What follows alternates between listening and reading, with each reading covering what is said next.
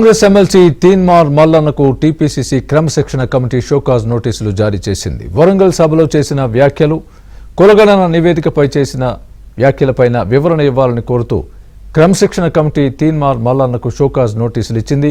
ఇటీవల రేవంత్ రెడ్డి అసెంబ్లీలో ప్రవేశపెట్టిన కులగణన నివేదిక ప్రతుల్ని మల్లన్న తగులుబెట్టారు.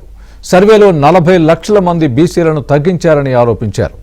కులగణన నివేదికను వ్యతిరేకించాలని పిలుపునిచ్చారు.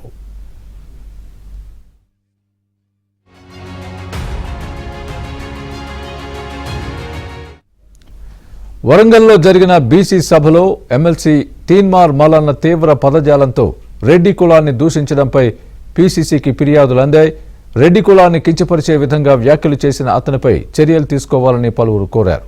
టీపీసీసీ అధ్యక్షుడు మహేష్ కుమార్ గౌడ్, ముఖ్యమంత్రి రేవంత్ రెడ్డి స్పందించి మల్లన్నను కాంగ్రెస్ నుంచి సస్పెండ్ చేయాలని డిమాండ్ చేశారు. రెడ్డి కులానికి బహిరంగ క్షమాపణ చెప్పి మల్లన్న తన వ్యాఖ్యల్ని వెనక్కి తీసుకోని పక్షంలో తెలంగాణ వ్యాప్తంగా ఆందోళనలు చేపడతామని ఆ సంఘం ప్రతినిధులు హెచ్చరించారు.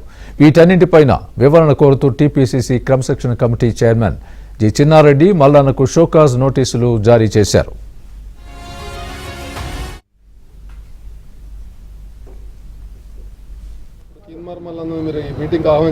క్రమశిక్షణ కమిటీ ఆ విషయాన్ని చూసుకుంటా ఉంది.